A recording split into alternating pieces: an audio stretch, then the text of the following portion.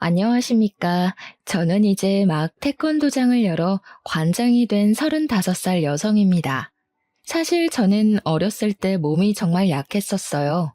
겨울에는 감기를 달고 살았고, 여름에는 걸핏하면 장염에 걸려서 매주 병원을 갔다고 해도 과언이 아닐 정도로 몸이 유독 약했습니다.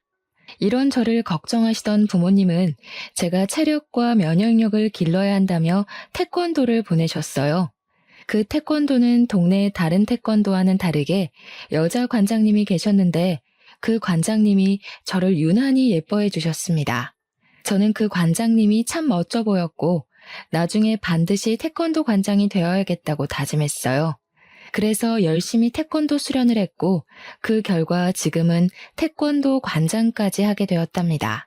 제가 지금 이렇게 관장을 하기까지 정말 많은 일이 있었는데 얼마 전에 겪었던 아주 황당하고 기가 막힐 일을 여러분께 들려드리고자 사연을 보냅니다.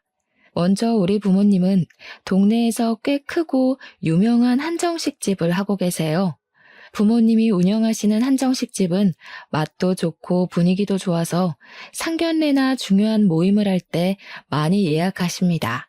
부모님께서는 항상 정직하게 가게를 운영하셨고 누구보다 열심히 일하셨어요. 그래서인지 우리 집은 어릴 때부터 부유했고 외동딸이었던 저는 부모님의 사랑을 듬뿍 받으며 남부럽지 않게 자랐습니다. 지금부터 2년 전, 그때는 태권도장을 열기 전이었어요. 원래는 근처 다른 지역에서 대학 선배를 도와 태권도 사범으로 일했는데 대학 선배가 집안 사정상 지방으로 내려가게 되면서 태권도장 문을 닫게 되었습니다. 저는 바로 다른 태권도의 사범 자리를 알아봤지만 생각보다 일이 빨리 구해지지 않았어요. 그래서 당분간은 일을 구하며 부모님 식당에서 부모님을 도와드리고 있었습니다. 하루는 식당에 있는데 부모님이 웬 가족 손님과 엄청 반갑게 인사를 했어요. 가까이 가보니 내 가족이었는데 아버지, 어머니로 보이는 분들과 30대 정도로 돼 보이는 아들, 그리고 5살 정도 돼 보이는 귀엽게 생긴 남자아이, 이렇게 넷이 있었습니다. 오래 근무하신 직원분의 말로는 이분들은 단골 손님으로 우리 집 근처에서 잘 나가는 태권도장을 가족끼리 운영하고 있다고 했어요. 엄마는 손님들과 인사하시다가 저를 발견하시고는 와보라고 손짓을 하시더니 우리 딸도 태권도 사범이라고 하며 태권도장 가족에게 인사를 시켜주셨습니다. 저는 인사를 하며 30대 정도로 돼 보이는 아들의 이름을 알게 되었는데 그의 이름은 박지훈이었고 나이는 33살인 저보다 7살이나 많았어요. 솔직히 저는 30대 초반 정도로 보았는데 나이가 40이라는 소리를 듣고 정말 동안이라고 생각했습니다. 지훈 씨의 어머니는 저에게 너무 인상이 좋다며 혹시 결혼했냐고 물으셨어요.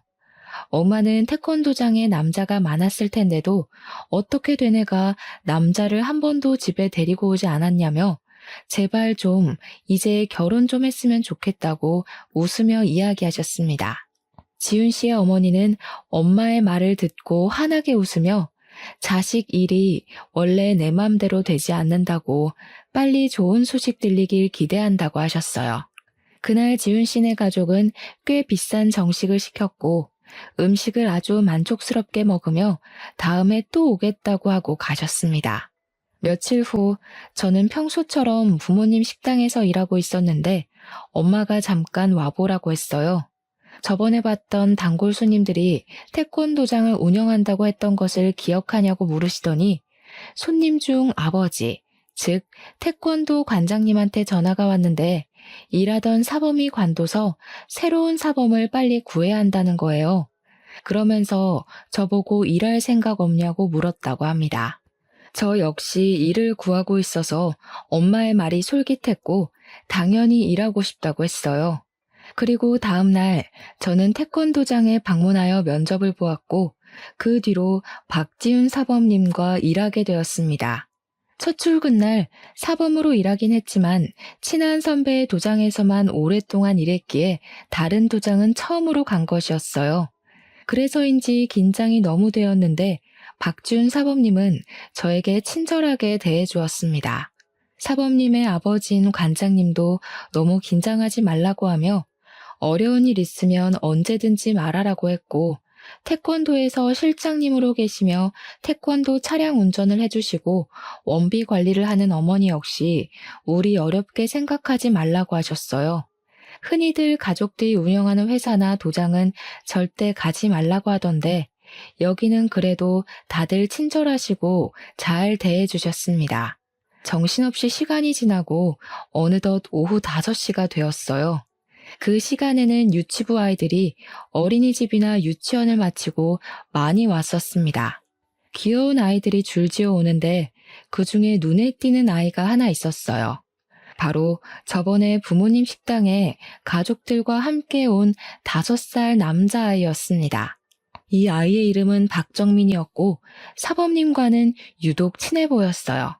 둘이 인사하고 같이 있는 모습을 보니 너무 닮았었고 그냥 보면 부자 관계인 것처럼 보일 정도였습니다. 저는 사범님께 정민이와 어떤 관계인지 물었어요. 사범님은 심각한 표정을 지으시며 사범님의 여동생이 정민이를 출산하다가 잘못되었고 매제는 아이를 혼자는 못 키우겠다고 해서 사범님의 부모님과 사범님이 키우고 있다고 했습니다. 그런데 어떻게 여동생의 아들인데 박 씨가 되었냐고 물으니 매제와 여동생이 같은 성씨였다고 해요. 정민이는 참 밝고 씩씩해 보였는데 그런 아픈 사연이 있다는 것에 참 안타까운 마음이 들었고 그 이야기를 들어서인지 수업 내내 정민이에게 더 신경이 쓰였습니다. 정민이는 자신의 수업이 마친 뒤 태권도장에서 저녁을 먹었고 10시까지 도장에서 놀았어요. 저는 중간중간 쉬는 시간에 정민이와 시간을 보냈습니다. 정민이는 처음에는 낯을 가리는 듯 했지만 점점 시간이 갈수록 저에게 이모라고 부르며 저를 잘 따랐고 귀여운 정민이 덕에 첫날의 긴장감이 조금 풀어졌어요. 그 뒤로 저는 아주 재밌고 보람차게 태권도 사범으로 일할 수 있었습니다. 아이들도 첫날에는 저를 많이 어색해했지만 점점 저를 잘 따라주었고 관장님과 실장님, 사범님 역시 저에게 정말 잘해주셨어요. 특히 사범님은 여자 혼자 밤늦게 다니면 위험하다며 항상 수업이 끝나면 집까지 데려다 주셨습니다. 10시에 수업이 끝나고 도장 정리를 하면 빠르면 밤 10시 반, 늦으면 밤 11시가 되는 데다가 집이 사범님의 집과 반대편이라 괜찮다고 하는데도 매번 집 앞까지 차로 태워다 주셨어요. 항상 차로 태워다 주시는 것이 너무 감사하기도 했고 둘 다 그 시간이 되면 출출하기도 해서 저와 사범님은 종종 집 앞 편의점에서 간단히 차나 샌드위치 또는 삼각김밥 같은 것을 먹었습니다. 더 좋은 것을 사드리고 싶었지만 시간이 너무 늦기도 했고 사범님이 편의점 음식을 좋아한다며 굳이 편의점으로 가셨어요. 편의점에서 같이 음식을 먹으며 알게 되었는데 사범님은 땅콩 알레르기가 있다고 했습니다. 저는 땅콩잼이나 땅콩을 정말 좋아해서 집에서도 종종 간식으로 먹는데 이 맛있는 땅콩을 먹지 못하는 사범님이 조금 안 됐더라고요. 우리는 그 뒤로도 수업이 마친 후 편의점에서 간식을 먹으며 이야기를 많이 나눴습니다. 나이 차가 7살이나 났지만 생각보다 대화가 꽤 잘 통했고 사범님 역시 저와 함께 퇴근하고 편의점에서 수다 떠는 것을 정말 좋아하시는 듯 했어요. 그렇게 점점 친해진 우리는 5개월 정도 후 연인 사이가 되었습니다. 솔직히 7살이라는 나이 차이와 사범님이 40대라는 것이 부담스러웠지만 대화하다 보면 나이가 많아서 불편한 점이 하나도 없었어요. 오히려 수업할 때나 학부모들을 만날 때 항상 차분하고 쉽게 흥분하지 않는 모습을 보며 정말 배울 점이 많다는 생각이 들었고 이런 사람과 결혼한다면 평생 행복할 수 있겠다는 생각까지 했습니다. 사범님 역시 저와 생각이 크게 다르지는 않았는지 저에게 결혼하자는 이야기를 했어요. 제 나이 역시 적은 나이는 아니었기에 우리는 결혼을 생각하고 관장님, 실장님, 그리고 우리 부모님께도 말씀드리기로 했습니다. 먼저 관장님과 실장님께 말씀드렸더니 사실 눈치채고 있었다면서 평소에도 종종 둘이 결혼했으면 좋겠다는 생각을 하셨다고 해요. 그러면서 앞으로 잘 만나보라고 적극적으로 응원해 주셨습니다. 또한 두 분은 도장이 아닌 밖에서는 관장님을 아버지로, 실장님을 어머니로 불러달라고 하셨고, 두 분 역시 이제 도장 밖에서는 저를 며느리라고 부르기로 하셨어요. 며칠 뒤 우리 부모님께도 인사를 드리러 갔습니다. 사실 우리 부모님은 제가 하는 일에 크게 반대를 하신 적이 없으셨고, 항상 제 생각과 의견을 적극적으로 지지해 주셨기에 이번에도 당연히 그러실 줄 알았어요. 그런데 첫 인사 후 엄마가 저에게 진짜로 결혼할 생각이 있냐고 물으셨습니다. 그래서 저는 당연히 결혼할 생각으로 만나고 있다고 했어요. 엄마는 솔직히 그다지 좋지는 않네. 아무래도 7살이나 위라는 것도 마음에 걸리고 뭔가 인상이나 느낌이 그다지 좋지가 않아. 뒤로 꿍꿍이가 있는 것 같은 느낌이야. 주은아, 엄마가 아무래도 불안해서 그런데 일단은 결혼은 하지 말고 조금 더 생각해보는 건 어떻겠니? 아니야. 내가 지난 5개월 동안 보니까 사범님 아이들에게도 잘하고 학부모님들 사이에서도 인기도 꽤 많아. 수업할 때 보면 사람도 차분하고 겪어볼수록 괜찮은 사람이야. 엄마가 식당 운영하면서 별의별 사람들을 다 봐서 사람 하나는 기막히게 보는 것 알지? 한번 엄마 믿고 조금만 떨어져서 다시 봐봐. 뭔가 느낌이 싸한 게 좋지 않아. 엄마는 자꾸 예비 남편의 느낌이 좋지 않다며 결혼은 조금 더 신중히 결정하라고 하셨습니다. 저는 사실 그런 엄마가 이해가 잘 되지 않았고 괜한 걱정을 하고 있다고 생각했어요.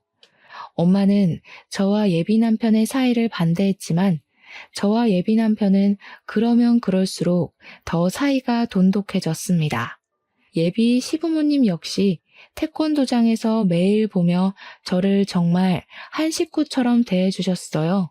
그러던 어느 날이었습니다. 예비 시어머니와 예비 남편이 도장에서 필요한 물품들을 사러 잠시 나갔고 도장에는 저와 예비 시아버지 둘이 있었어요. 예비 시아버지와 이런저런 이야기를 나누다가 정민이 이야기가 나왔습니다. 우리 둘째 아들이 사고만 안 났어도 정민이가 더 씩씩하게 자랐을 텐데 내가 못해준 게 많아서 그저 안타까울 따름이야. 예비 시아버지는 둘째 아들이 사고를 당했었다는 식으로 말씀하셨습니다.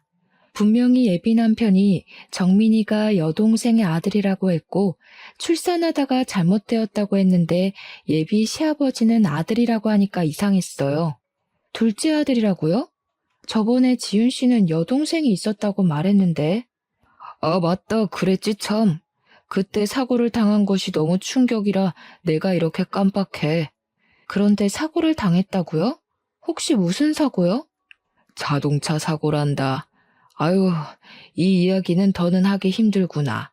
얼른 수업 준비하자. 예비 시아버지와 예비 남편은 예비 남편의 동생에 대한 말이 달랐고 황급히 말을 돌리려고 하는 예비 시아버지의 모습도 뭔가 수상했습니다. 저는 예비 남편에게 퇴근하며 확실히 물어봐야겠다고 생각했어요. 예비 시아버지와 대화를 마친 후 도장을 청소하려는데 예쁘게 생긴 여자아이와 엄마가 태권도에 등록하러 왔습니다. 그 여자의 이름은 김민희였어요. 민희 엄마가 관장님인 예비 시아버지와 대화를 마친 후 태권도를 등록했습니다. 저는 민희와 반갑게 인사하며 수업 시간에 만나자고 이야기하고 돌아섰는데 그때 예비 남편과 예비 시어머니가 같이 도장으로 왔어요. 그런데 예비 남편이 민희 엄마에게 아주 반갑게 인사를 하는 것이 아니겠어요? 예비 시어머니도 처음에는 못 알아보는 듯 했다가 예비 남편이 알려주자 그 어린아이가 벌써 결혼하고 아이까지 있냐며 반가워하셨습니다. 예비 남편은 뒤에 서 있던 저를 부르더니 민희 엄마가 초등학교 동창으로 옆집에 살며 부모님끼리도 친하게 지내던 사이였다고 했어요. 그리고 민희 엄마에게는 저를 태권도 사범님이자 결혼할 사람이라고 소개했습니다. 민희 엄마는 둘이 아주 잘 어울린다고 하며 여자 사범님이 있어서 더 편하고 마음이 놓인다고 했어요. 저는 미니 엄마께 인사 후 수업에 들어갔습니다. 그날도 모든 수업을 무사히 마치고 예비 남편은 항상 그랬듯 저를 집까지 데려다 주었어요. 집에 가는 차 안에서 예비 남편에게 예비 시아버지께서 여동생이 차 사고를 당했다고 말씀하시던데 저번에 출산하다 잘못했다고 하지 않았냐고 했습니다. 제 말에 예비 남편은 순간 당황한 표정을 짓다가 이내 슬픈 표정을 지었어요.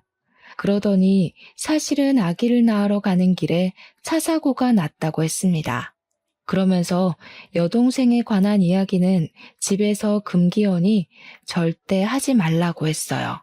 부모님이 한동안 정말 죽을 정도로 힘들어 하시다가 여동생의 사진이며 흔적을 모두 다 지우고 이제야 마음 잡으셨으니 괜히 이야기 꺼내지 말라고 신신당부를 했습니다. 흔히들 아내나 남편, 부모를 잃은 사람을 일컫는 말은 있지만 자식을 잃으면 너무 슬프고 고통스러워서 차마 부를 수 있는 말이 없다고 하잖아요. 저는 그 말을 떠올리며 예비 남편에게 충분히 그 마음이 공감된다고 하며 예비 시부모님 앞에서 동생에 관한 이야기는 절대 꺼내지 않겠다고 했습니다. 그렇게 2개월이 지났어요. 2개월 동안 저는 계속 사범으로 일하고 있었고 부모님은 여전히 예비 남편을 곱지 않은 시선으로 보고 있었습니다. 그리고 변화가 있다면 제가 미니 엄마와 친해졌어요. 미니 엄마는 매일 수업이 끝나고 미니를 데리러 도장에 오셨는데 그때 오며 가며 인사하고 한마디씩 하다가 친해졌고 서로 자연스레 연락처도 주고받게 되었습니다. 하루는 미니 엄마와 이야기를 나누다가 제 결혼 이야기가 나왔어요. 결혼 준비는 잘 돼가요? 우리 실장님 옛날에 나만 보면 딸이 없어서 딸 삼고 싶다고 하시더니 정말 딸 같은 사범님이 며느리가 되어서 좋으시겠네. 미니 엄마가 처음 이 말을 했을 때는 아이들도 있고 해서 그냥 인사치레이겠거니 했는데 미니 엄마가 가시고 곰곰이 생각해보니 뭔가 이상했습니다. 예비 남편과 예비 시아버지는 정민이가 예비 남편의 여동생의 아들이라고 했잖아요. 이 말은 예비 시어머니에게 딸이 있었다는 말인데 어린 시절을 예비 남편과 함께 보낸 미니 엄마는 딸이 없었다고 말을 했습니다. 저는 확실히 알아봐야겠다는 생각에 쉬는 시간에 예비 남편 몰래 미니 엄마에게 전화했어요. 먼저 미니에 대해 알려드릴 것이 있다며 미니의 수업 태도를 칭찬한 후 예비 남편에게 여동생이 있었다고 들었는데 맞는지 물었습니다. 여동생은 무슨 여동생이에요? 지훈이 외동아들이라서 형제 있는 친구들을 많이 부러워했어요. 우리 반 친구들이 다들 둘, 셋 형제가 있었는데 지훈이만 유일한 외동아들이라 확실히 기억해요. 나는 맨날 언니랑 싸워서 혼자인 지훈이가 정말 부럽기까지 한걸요. 미니 엄마는 끝까지 지훈이가 외동아들이라 했고 저는 이 모든 상황이 이상했습니다. 왜 예비 시아버지와 예비 남편은 없는 동생을 만들어서 있다고 하는 것이며 동생이 없다고 한다면 정민이는 도대체 누구의 아들이라는 것인지 하는 의문이 들었어요. 이상하다는 생각을 하며 사무실로 가니 정민이와 친구들이 도장에 도착해 도복을 갈아입고 간단한 군것질을 하고 있었습니다. 그런데 제가 잠시 다른 곳을 보던 사이 정민이가 캑캑거리고 있었어요. 가까이 가서 정민이의 상태를 보니 정민이의 몸에 두드러기가 나 있었습니다. 정민이와 함께 있었던 친구들은 정민이가 초코바를 먹고 이렇게 되었다고 했어요. 그 이야기를 들은 예비 시아버지는 황급히 정민이를 데리고 병원으로 향했습니다. 그때 예비 남편은 수업 중이었고 수업을 마친 예비 남편에게 정민이가 초코바를 먹고 두드러기가 나서 병원에 갔다고 하니 정민이가 땅콩 알레르기가 있다고 했어요. 다행히 정민이는 병원에서 주사를 맞은 후 나아졌고 이날 예비 시아버지는 바로 집에 가서 정민이를 돌봤습니다. 예비 남편 역시 그날은 정민이 때문에 바로 집에 가야 할 것 같다고 해서 퇴근 후 저 혼자 집으로 향했어요. 혼자 집에 가며 생각해보니 뭔가 이상했습니다. 예비 남편이 땅콩 알레르기가 있다고 했는데 정민이도 땅콩 알레르기가 있었고 외모도 둘이 너무 판박이었어요. 설마 정민이가 예비 남편의 아들인가 하는 생각이 들었고 만약 이게 사실이라면 예비 남편이 결혼을 한번 했을 수도 있겠다는 생각이 들었습니다. 이 생각까지 한 저는 결혼 전에 제대로 예비 남편에 대해 알아보기로 했어요. 다음 날 아침에 8시에 눈을 떴는데 원래라면 이 시간에 집에 계셔야 할 부모님이 계시지 않았고 전화해도 받지 않았습니다. 두 분이 어디 가셨나 싶어 일단 씻고 나왔는데 부모님이 집에 오셨어요. 어디를 다녀오셨냐고 하니 가게 직원이 용한 무당집을 소개해줘서 제 사주를 보고 오셨다고 하셨습니다. 저는 원래 사주를 잘 믿지 않아서 그런 거를 왜 보냐고 했지만 그래도 제 사주를 봤다니 궁금하기는 했어요. 무당이 뭐라고 했는지 물어보니 건강이고 뭐고 다 좋은데 지금 만나고 있는 사람과는 절대 결혼하지 말고 제 결혼 후는 38살에 들어오니 그때까지 기다리라고 했다는 것입니다.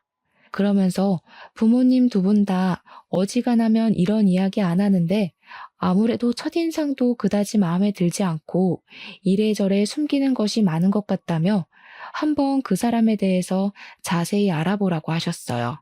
원래 저는 사주나 점을 잘 믿지 않는 성격이나 이전에 의심스러운 부분이 한둘이 아니었기에 일단 알겠다고 했습니다. 그날 오후 예비 남편이 수업에 들어가야 하는데 사무실에서 자꾸 무엇을 찾았어요. 무엇을 찾냐고 물으니 수업 관련 자료를 차에 두고 온 것 같다고 하며 미안한데 잠깐 자신의 차에서 가져다 달라고 하며 차키를 건네주었습니다. 저는 예비 남편의 차에 가서 수업 자료를 꺼내고 차 문을 닫으려던 찰나 블랙박스가 보였어요. 순간 블랙박스를 확인해 보면 예비 남편에 대해 좀 더 알 수 있지 않을까 생각했습니다. 그래서 예비 남편 몰래 블랙박스에 메모리 카드를 뺐고 그날 밤 집에 와서 블랙박스에 찍힌 영상들을 하나하나 확인했어요. 블랙박스에는 가족끼리 출근하고 저와 함께 퇴근하는 영상이 대부분이었습니다. 하나씩 확인하던 중 한 영상에서 자꾸 제 이름이 나오는 것 같았고 저에 대해 어떤 이야기를 나누는지 궁금해서 영상의 대화 내용을 듣게 되었어요. 예비 시어머니는 우리 부모님이 운영하시는 한식당이 엄마들 사이에서 연매출이 억대라는 소문이 있다고 했습니다.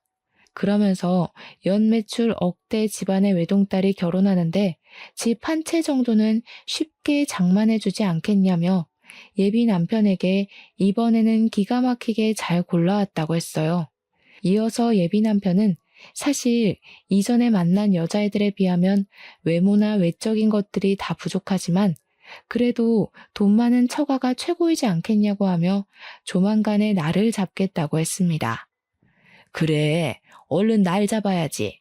그 계집애 보니까 우리 지은이에게 푹 빠져서 헤어나오지를 못하더구먼. 결혼 도장 찍기 전까지는 너도 주은이한테 잘해줘. 옛날처럼 쓸데없는 여자들 만나러 다니지 말고 말이야. 드디어 돈도 많고 정민이도 키워줄 호구 며느리 하나 들어오겠네. 주은이 얘가 생긴 거와는 다르게 맹하더라고. 그래도 주은이가 정민이에 대해서 모르게 입조심들 하고 저번에 너희 아빠랑 너랑 한 얘기 듣고 기겁하는 줄 알았다. 정민이가 박씨이면 당연히 아버지가 박씨일 테니까 남동생이 있어야지 여동생이 뭐니 여동생이. 머리가 그리 안 돌아가? 뭐 이래저래 핑계대서 잘 넘어가긴 했다만 아무튼 너 조심해. 하마터면 우리의 계획이 다 물거품 될 뻔했잖아. 나도 모르게 여동생이라고 나와버렸어요. 미안해요. 뭐 어찌 됐든 이제 우리 정민이에게도 부자 엄마 생기겠네. 우리 정민이 축하해. 예비 남편의 말에 정민이는 뭔지도 모르고 그저 신나서 웃고 있었습니다. 이 영상을 본 저는 충격에 빠졌고 도대체 예비 남편은 어떤 사람인지 궁금했어요. 일단 저는 이 블랙박스 영상을 저장 후 지역에서 가장 유명한 흥신소에 예비 남편의 뒷조사를 의뢰했습니다. 며칠 후 흥신소에서 연락이 왔는데 블랙박스 영상보다 더 충격적인 사실들이 가득했어요. 흥신소 직원의 말에 의하면 예비 남편은 20대였을 때 클럽에서 만난 여자를 임신시켜서 결혼했었습니다.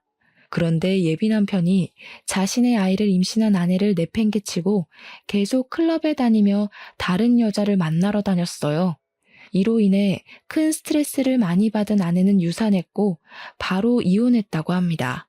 그 뒤로도 정신을 못 차리고 계속 클럽에 다니며 이 여자 저 여자 만나고 다니며 제대로 된 직장도 못 구하고 어느덧 30살이 되었어요. 나이를 적지 않게 먹은 예비 남편은 이제 뭐라도 해야겠다는 생각에 태권도 관장인 예비 시아버지 밑에서 태권도 교범으로 일하기 시작했습니다. 교범은 수련자 출신의 지도자로 정식 사범은 아니에요. 사실 정식 사범이 되려면 태권도 4단 이상의 사범 자격증에 생활 스포츠 지도사 자격증까지 있어야 하지만 예비 남편은 태권도 4단까지는 땄으나 자격증은 하나도 없는 정식 사범이 아닌 교범이었습니다. 이렇게 30살에 예비 시아버지 덕에 태권도 교범이 된 예비 남편은 한동안은 정신 차리고 열심히 일하는 듯 했지만 1년 정도 후부터 다시 클럽에 다니며 이 여자 저 여자를 만나러 다니기 시작했어요. 그러면서 클럽에서 친해지게 된 20대의 여자가 있었고 예비 남편이 34살 때 그 여자는 예비 남편의 아이를 가졌습니다. 덜컥 임신이 되어버린 여자는 일단 아이를 낳아야겠다는 생각에 혼인신고나 결혼식 없이 동거를 시작하게 되었어요. 그런데 이 여자가 임신 중에도 예비 남편은 계속 클럽에 다니며 수많은 여자를 만나고 다녔다고 합니다. 그 와중에 아기는 출산했고 이 아기가 바로 정민이었고 정민이의 친모는 아이를 낳자마자 도망가 버렸어요. 그 와중에 아기는 출산했고 이 아기가 바로 정민이었고 정민이의 친모는 아이를 낳자마자 도망가 버렸어요. 그 뒤로 정민이를 친아버지인 예비 남편의 밑으로 올리려고 했으나 그렇게 하면 혹시라도 나중에 문제가 생길까봐 일부러 예비 시부모님 호적에 올려서 키우고 있었습니다. 이어서 흥신소 직원은 예비 남편이 지금도 태권도에 다니는 아이 엄마와 몰래 만난다고 하며 저에게 사진을 여러 장 보내주었어요. 그 사진에는 예비 남편과 미니 엄마가 팔짱을 끼고 거리를 걷는 장면, 분위기 좋은 식당에서 마주보고 앉아 다정한 눈빛을 주고받으며 서로 밥을 먹여주는 장면, 외진 공원에서 스킨십을 하는 장면까지 찍혀 있었습니다. 사진들을 보니 너무 충격적이라 손이 덜덜 떨리고 숨도 잘 쉬어지지 않았어요. 사실 제가 어쩌다 보니 나이가 30이 넘긴 했지만 그동안 한 번도 제대로 누군가를 만나서 사귀어 본 적이 없었습니다. 저는 학원이다 보니 일이 오후에 시작해서 밤에 끝나지만 대부분 직장인은 오전 오후에 일하니 데이트다운 데이트를 할 수가 없었고 같이 사범으로 일하는 분들은 이성적인 호감이 생기지 않았어요. 그래서 솔직히 이렇게 제대로 누군가를 만나 사랑에 빠진 것은 예비 남편이 처음이었습니다. 그런데 이런 사람에게 뒤통수를 맞았으니 충격이 너무 컸어요. 정말 이런 말을 하면 오버라고 생각할지도 모르겠지만 정말 온 세상이 무너지는 기분이었습니다. 저는 그만큼 예비 남편을 믿었고 진심으로 온 마음을 다해 사랑했어요. 하지만 이 모든 것을 안 이상 더는 예비 남편과 결혼을 진행할 수가 없었고 얼른 태권도장을 정리하고 나와 이 사람들과 연을 끊어내야겠다고 생각했습니다. 흥신소 직원분과 충격적인 통화를 끊고 나서 가만히 생각해보니 예비 남편과 불륜을 저지르고 있는 미니 엄마에게 화가 너무 났어요. 둘이 그렇게 몰래 만나고 있었으면서 미니 엄마는 제게 그동안 친한 척을 해왔습니다. 바보같이 전혀 눈치 못 채고 좋다고 실실 웃어대는 저를 보며 미니 엄마는 얼마나 우습게 생각했을까 하는 생각이 들었어요. 다음 날, 그날은 토요일이었지만 초등학교 저학년생들을 대상으로 레크레이션을 하는 날이라 출근을 해야 했습니다. 저는 태권도에 먼저 가서 아이들을 맞이할 준비를 하는데 미니가 엄마 손을 붙잡고 도장해 왔어요. 우리 태권도장 며느리 일찍 오셨네요. 부지런해서 관장님이랑 실장님이랑 정말 좋아하시겠다. 물론 우리 사범님도 정말 부럽고요. 지훈이가 어릴 때부터 참 착하고 재밌고 인기도 많았죠. 사범님은 좋겠어요? 멋진 지훈이랑 결혼해서. 그럼 오늘도 우리 미니 잘 부탁드려요. 미니 엄마가 이 말을 하고 가는데 이전에는 그냥 좋은 이야기이겠거니 했지만 모든 사실을 다한 지금은 저를 비꼬고 놀리는 소리로밖에 들리지 않았습니다. 너무 화가 난 저는 예비 남편과 관장님이 오기 전에 아이들이 처음 왔을 때 작성하는 서류 뭉치에서 미니의 서류를 찾았어요. 그곳에는 미니의 엄마뿐 아니라 아빠의 연락처가 적혀 있었거든요. 저는 일단 미니 아빠의 핸드폰을 저장했습니다. 그리고 미니 아빠에게 흥신소에서 받은 미니 엄마와 예비 남편이 함께 찍힌 사진을 보내려고 했어요. 사진을 막 보내려는 순간 미니가 너무 해맑은 모습으로 제게 와서 사범님 뭐 하시냐고 물었습니다. 그런 미니의 모습을 보니 제가 지금 이 사진을 보내면 미니가 상처를 너무 많이 받을 것 같았어요. 그래서 일단은 그렇게까지는 하지 않았고 대신 카페에서 미니 엄마, 예비 남편, 그리고 저 이렇게 셋이서 대화를 나누고 끝내야겠다고 생각했습니다.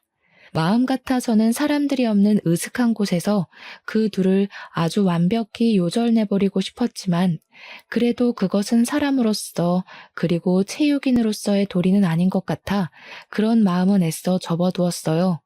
그날 오후 태권도 레크레이션 행사가 마치고 저는 예비 남편에게 진지하게 할 말이 있으니 태권도 근처 카페로 가자고 했습니다. 그리고 미니 엄마에게도 미니에 대해 급히 할 말이 있으니 별일 없으면 태권도 근처 카페로 나오라고 했어요. 예비 남편은 평소와는 다르게 잘 웃지도 않고 무표정인 저에게 무슨 일이 있냐고 물었습니다. 저는 예비 남편에게 지금은 아무 말도 하지 않고 일단 조용히 있으라고 했어요. 잠시 후 카페에 미니 엄마가 왔습니다. 미니 엄마는 처음에는 제 모습만 보고 미니에게 무슨 일 있냐고 했다가 제 앞에 앉은 예비 남편을 보고 놀란 표정을 지었어요. 일단 박지훈 사범, 아니지, 교범 옆에 앉으시고 우리 이제 진실을 이야기해 볼까요? 두 분, 이 사진 좀 보세요. 저는 흥신소에서 받은 사진들을 예비 남편과 미니 엄마에게 보여주었습니다. 둘은 제가 내민 사진을 보고 크게 당황해했어요. 주은아, 그니까 이 사진이 어떻게 된 거냐면 말이야. 말했잖아. 나랑 얘랑 초등학교부터 동창이라고. 그래서 허물없이 거의 가족처럼 지냈었어. 그냥 그뿐이야. 그리고 얘는 이미 남편도 있고 미니도 있는데 내가 어떻게 얘한테 다른 마음을 먹겠어. 게다가 내게는 하나뿐인 주은이도 있는데 겨우 나랑 얘랑 친하게 밥 먹는 것 가지고 그랬던 거야? 에이, 난 또 뭐라고. 오해 풀어 주은아. 예비 남편은 별거 아니라는 표정을 지으며 아주 태연하게 변명을 늘어놓았습니다. 그래서 이번에는 저번에 저장했던 블랙박스 동영상을 보여주었어요. 동영상에서 자신이 가족들과 대화한 내용을 듣던 예비 남편은 연겁 후 물을 마시며 초조해하는 모습을 보였습니다. 너는 여동생이 있었다 하고 아버님은 남동생이 있었다는데 너 옆에 있는 미니 엄마 아니지? 너 상간녀는 네가 동생이 없었다잖아. 게다가 정민이는 너와 붕어빵에 너랑 똑같은 땅콩 알레르기까지 있는 게 너무 수상쩍더라고. 그래서 몰래 너 뒷조사를 했더니 아주 가관이더라. 20대, 30대를 여자 만나고 임신시키며 아주 청춘을 뜨겁게 불태웠던데 어쩜 그렇게 감쪽같이 속일 수 있어? 그리고 정민이도 네 아들이잖아. 뭐야? 네가 그걸 다 어떻게 알았어? 아니야, 다 거짓이야. 거짓은 무슨, 증거가 이렇게 차고 넘쳤는데 어디서 발뺌을 하려고 그래. 재버릇 걔 못 준다더니 40대가 된 지금도 여전히 불륜을 저지르고 있고 대단하다. 정말 대단해. 미니 엄마도 이런 사실 다 아세요? 이러든 저러든 뭐 어때? 우리가 서로 좋기만 하면 그만이지. 안 그래? 네가 뭐 어찌할 건데? 서로 사랑하는 것도 죄야? 죄냐고. 와, 어쩜 이렇게 다 들통나도 뻔뻔하실까. 미니에게 이런 사실 다 알게 하려다가 말았어요. 착하고 여린 미니가 상처받을까 봐요. 저는 카페라서 최대한 조용히 이야기하려고 했지만 미니 엄마가 너무 흥분한 나머지 큰 소리로 저에게 서로 사랑하는 게 죄냐며 말하는 통에 카페에 있던 사람들이 예비 남편과 미니 엄마가 불륜 관계임을 알게 되어 버렸습니다. 예비 남편은 이런 이야기를 하려면 사람이 없는 데서 해야지 왜 이렇게 사람들이 많은 카페로 왔냐고 하며 얼굴을 필사적으로 가리려고 했어요. 사람 없는 데로 가면 내가 눈 돌아가서 너네 두 연놈들 요절을 낼 것 같아서 그랬다. 난 그래도 최대한 너네들에게 신사적으로 말하려고 했는데 모든 산통을 깬 것은 바로 너네야. 우리 이렇게 끝내. 우리 결혼은 없던 일로 하고 태권도도 이제 관둘 거야. 그리 알아. 저는 카페에서 나와 다시 태권도로 갔습니다. 태권도에는 예비 시부모님이 있었고 저는 예비 신부님에게 정민이의 실체부터 예비 남편의 실체까지 모든 사실을 다 알았으니 파혼하고 서로 불편하니 태권도도 더는 나오지 않겠다고 했어요. 그러나 예비 시부모님은 오해라고 하며 저를 필사적으로 붙잡았고 그러던 중에 예비 남편이 태권도장으로 왔습니다. 이렇게 아무 대책 없이 관둬버리면 당장 수업은 어쩌라고. 지금 너 만약에 관두면 우리 너한테 손해배상 청구 소송해버릴 거야? 손해배상 청구? 웃기고 자빠졌네. 그래, 어디 해봐. 우리 집 한식당으로 돈 많이 버는 거 알지? 그럼 나는 최고의 변호인단 꾸려서 너랑 네 상간녀 그리고 단체로 나를 속인 너희 부모까지 상대로 소송 넣을 거야. 어디 그뿐인 줄 아니? 이 동네 모든 맘카페며 지역에 너에 대한 소문 쫙 퍼뜨려서 다시는 이 동네에서 얼굴 못 들고 다니게 할 거야. 그럼 내가 더 타격이 클까? 네가 더 타격이 클까? 어디 한번 네 대가리 한번 잘 굴려봐. 저는 끝까지 뻔뻔한 예비 남편에게 환멸을 느끼며 태권도장에서 나왔습니다. 그리고 집에 가서 부모님께 모든 사실을 말씀드리고 지금 한바탕 싸우고 파혼하고 오는 길이며 이제 그 태권도장에서 일하지 않을 것이라고 했어요. 부모님은 정말 잘 생각했다고 하시며 한동안 많이 힘들겠지만 마음 잘 추스르라고 하셨습니다. 그 뒤로 저는 근처의 다른 태권도장으로 가려고 했는데 이상하게 이력서를 내도 아무 곳에서도 연락이 오지 않았어요. 당장 돈이 급한 것은 아니었지만 태권도 사범일이 너무 재밌어서 계속 일하고 싶은데 오라는 연락이 없으니 참 속상했습니다. 하루는 사범을 구하고 있던 집 근처 태권도장에 이력서를 들고 무작정 찾아갔어요. 그 태권도 관장님은 제가 사범으로 일하고 싶다고 하자 반가워하시더니 제 이력서를 보고는 같이 일 못하겠다고 하셨습니다. 도대체 제가 어떤 점이 마음에 안 드시냐고 했더니 하시는 말씀이 사실은 직전에 근무한 태권도 관장, 즉 전 예비 시아버지가 이 지역 모든 태권도 학원에 저에 대한 이상한 소문을 냈다고 해요. 그 소문은 제가 이 남자 저 남자 만나고 다니는 꽃뱀이니까 젊은 남자 사범들이 있는 태권도에서는 절대 저를 채용하지 말라고 했다는 것입니다. 게다가 자기 기분이 좋지 않으면 아무 말 없이 그냥 간둬버린다는 소문까지 퍼뜨렸고 이 소문을 들은 지역의 관장님들이 제 이름과 제가 근무했던 직전 태권도만 보고 다들 채용을 하지 않았던 것이에요. 관장님의 이야기를 들으니 정말 피가 거꾸로 솟는다는 기분이 어떤 의미인지 알 것 같더라고요. 저는 솔직히 한동안 진심으로 사랑했던 사람이었기에 그냥 깔끔하게 파혼으로 끝내려고 했습니다. 그런데 전 예비 남편과 그 가족들은 온갖 추잡한 방법으로 뒤에서 저를 욕먹이고 있었어요. 세상에 그 어떤 말로도 표현이 안 될 정도로 화가 잔뜩 난 저는 가만히 있을 수 없었습니다. 저는 제가 속한 지역 태권도 협회 카페에 들어가 저의 전 예비 남편에 대한 모든 사실을 올렸어요. 20대부터 클럽에 다니며 이 여자 저 여자 만나 2번이나 임신시킨 사실부터 아이를 낳고 그 아이를 자신의 부모님 호적에 올린 것, 그리고 지금도 여전히 학부모와 불륜을 저질러서 파혼당해놓고 저를 파렴치한 인간으로 만든 것까지 모든 사실을 글로 적었습니다. 또한 제가 이력서를 냈던 태권도장에 찾아가 모든 사실을 태권도 관장님들께 말씀드렸어요. 관장님들은 이런 일이 있을 줄은 꿈에도 몰랐다며 단순히 소문만 듣고 오해해서 미안하다고 하셨습니다. 그런데 나에 대한 안 좋은 소문은 이게 다가 아니었어요. 제가 다른 태권도를 돌아다니며 저에 대한 오해를 풀 때 웬 아이 엄마가 제 얼굴을 보고 놀라하며 아주 못마땅한 얼굴로 위아래를 훑으셨습니다. 저는 처음 보는 사람이 저를 아주 기분 나쁘게 쳐다보니 어이가 없어서 혹시 저를 아시느냐고 물었어요. 대화를 나눠보니 그 엄마는 바로 미니 엄마와 알던 사이였는데 미니 엄마가 저에 대한 이상한 소문을 엄마들 사이에 퍼뜨리고 다녔더라고요. 그래서 이미 그 태권도장 엄마들은 저를 아주 평소 행실이 좋지 않은 질 나쁜 사범으로 알고 있다고 했습니다. 저는 그래도 미니를 생각해서 조용히 넘어가려고 했는데 그렇게 더럽고 추잡스럽게 나오는 미니 엄마도 그냥 두면 안 되겠다는 생각이 들었어요. 일단 미니 아빠 번호로 제가 가지고 있던 예비 남편과 미니 엄마의 다정한 사진을 보냈습니다. 그리고 제 핸드폰에 저장되었던 태권도장 아이들의 엄마에게 현재 미니 엄마가 퍼뜨리고 다니는 소문은 다 거짓이고 사실은 태권도 사범과 미니 엄마가 불륜을 저질렀다고 하며 사진을 보냈어요.